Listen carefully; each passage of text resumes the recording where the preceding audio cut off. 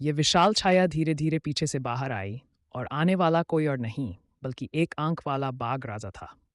उसके पूरे शरीर से एक शासक जैसी दहशत फैल रही थी, जिससे लोग सांस लेने तक की हिम्मत नहीं कर पा रहे थे। तभी पास से गोलियों की आवाज आई, जिससे दूसरा सरदार मुख आखिरकार सतर्क हुआ। पत्थर शिला फैसेजड हो गया था। बाघ राजा भीड़ की ओर झपटा और अपने पैने दांतों से दुश्मनों को चीरने लगा। उसकी एक गर्ज ने ही जापानी सैनिकों को भागने पर मजबूर कर दिया।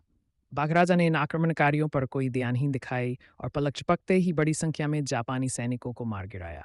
यह दृश्य इतना रोमांचक था कि देखने वालों की रगों खून दौड़ने लगा। पत्थर ने पहले कभी ऐसा दृश्य नहीं देखा था। जब उसने अपने पीछे चीख पुकार और बाघ की दहाड़ सुनी, तो वह डर के मारे एक पेड़ के पीछे छिप गया। जल्द ही चारों ओर फैली चीखें शांत हो गईं। तभी पत्थर के पीछे से अचानक एक विशाल बाघ का सिर निकला। शायद बाघ राजा ने उसे पहचान लिया था, इसलिए उसने उसे नुकसान नहीं पहुंचाया। बाघ राजा वहां से जाना चाहता था, लेकिन तभी एक जापानी सैनिक ने उस पर गोली चलाने की कोशिश की। बाघ राजा ने गुस्से से पलटकर देखा, जिससे पत्थर और ज्यादा डर गया। उसे लगा कि बाघ राजा उस पर हमला करेगा, इसलिए उसने अपनी बंदूक उठा ली। गोलियों की आवाज के बीच दूसरा सरदार और उसका शिकारी दल वहां पहुंच गया। उन्होंने देखा कि मैदान खून से भरा पड़ा था, लेकिन बाघ राजा का कोई निशान नहीं था। दूसरा सरदार समझ गया कि वह फिर से बाघ राजा की चाल में फंस गया है। जैसे ही वह वहां से लौटने लगा, उसने देखा कि पत्थर बुरी तरह घायल पड़ा है। पत्थर ने उससे मदद की भीख मांगी, लेकिन दूसरा सरदार केवल बाघ राजा का शिकार करना, इसलिए उसने पत्थर को वहीं छोड़ दिया। दूसरी ओर बाघ राजा भी गंभीर रूप से घायल था। उसने अपने मरे हुए शावक के शव को देखा और उसकी आंखों में दर्द छलक उठा। खून से लथपथ वह जंगल में चला गया।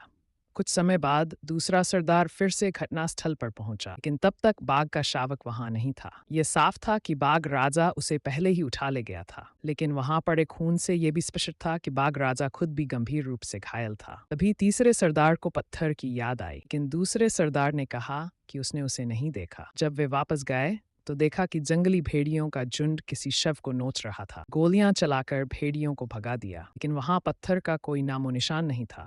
बस उसकी बंदूक खून में पड़ी। तीसरा सरदार गुस्से से भर उठा।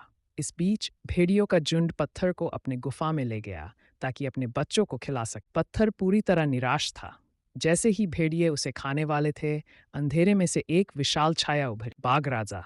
भेड़ियों ने तुरंत सतर्कता दिखाई, लेकिन बाघ राजा पहाड़ जैसा अडिग खड़ा रहा। भेड़ियों का सरदार गुस्से में बाघ राजा पर झपटा, लेकिन बुरी तरह घायल होने के बावजूद बाघ राजा को हराना आसान नहीं था। भेड़िया राजा को मारकर दूर फेंक दिया। ये देख बाकी भेड़िए डरकर भाग गए। पत्थर को आखिरकार एहसास हुआ कि बाघ राजा ने उसे कभी नुकसान पहुंचाने का इरादा नहीं किया, लेकिन अब बहुत देर हो चुकी। बुरी तरह घायल पत्थर ने दम तोड़ दिया। बाघ राजा ने उसे जगाने की कोशिश की, लेकिन सब व्यर्थ था। उधर पत्थर के पिता मांडर अपने बेटे की मौत से टूट चुके थे। भी बाघ राजा वहां आया और पत्थर का शव उसके पिता को सौंप दिया। बाघ राजा के लिए चाहे कुछ भी हो जाए, मृत बच्चों को भी उनके माता पिता के पास होना चाहिए। मांडर और बाघ राजा एक दूसरे की ओर देखने लगे। वे अलग अलग प्रजातियों के थे, लेकिन एक दूसरे का दर्द समझ सकते थे। बिना कुछ कहे बाघ राजा जंगल की ओर मुड़ गया, लेकिन कुछ दूर जाकर उसने फिर से पीछे मुड़कर देखा।